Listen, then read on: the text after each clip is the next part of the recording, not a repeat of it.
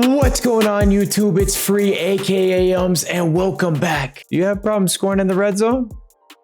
Do you? Well, after today you won't. But before we jump into it, slide down beneath and smash that subscribe button. We are trying to get to 500 subscribers in the month of January. Some say it's not possible. Let's prove them wrong.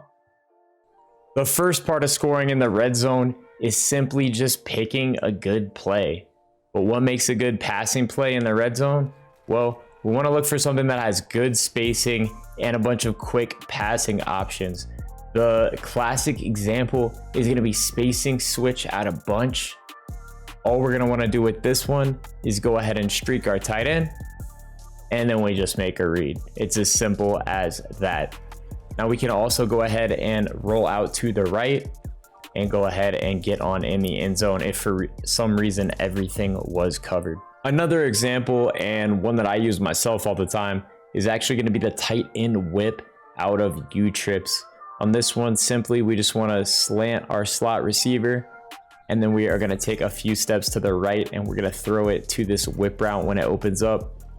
If for some reason the tight end does not get open, which it should, it gets open against man and hook curls, but if for some reason it doesn't, we're just going to go ahead and walk on into the end zone. No problems. The next red zone play I want to share with y'all is crazy, and it's in every single book. So on this one, we are just going to go into our book. We're going to look for RPO, and we're going to look for RPO Alert. Now we want to find an RPO Alert where there are two receivers on the same side, one running the RPO and one blocking. Now we're just simply going to motion our blocker over, and it's going to create a pretty uncoverable curl. It's pretty ridiculous. You want to make sure you're inside the 2-yard line for this one. So it's a great 2-point conversion play as well. And worst case, if they do find a way to cover the curl, just go ahead and hand the ball off. Walk straight in. And worst case, if they got that covered too, oh yeah, that's right. You also have that bubble route backside. The next factor in scoring in the red zone is going to be abilities. Now, an underutilized ability this year is actually red zone threat. This is going to make our opponent have to double this player. Otherwise, we're just going to eat. Now, if they double this player, we're just going to eat somewhere else. It's just leaving a hole somewhere else. This is definitely going to help you score if you have problems converting in the red zone. I highly recommend it. Now, one of the other abilities, one that we've actually talked about before on this channel, is going to be Matchup Nightmare. Now, this ability means that anyone lined up in the linebacker slot is not going to be able to cover you in one-on-one coverage. Now, I usually put this on my slot receiver or my tight end. And again, it's anyone lined up in the linebacker slot. So even if they have a safety subbed in at linebacker, this ability will still trigger. Promise, I have tested it. The last thing I have to show you as it pertains to scoring in the red zone is going to be packages.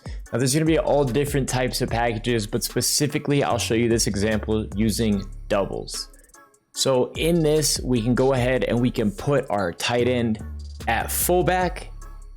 Then we can go in, switch the package to fullback in the backfield. And now we can do all sorts of glitchy things with our starting or our backup tight end in the backfield, and they bring their abilities, which makes it even crazier. It gets glitchy.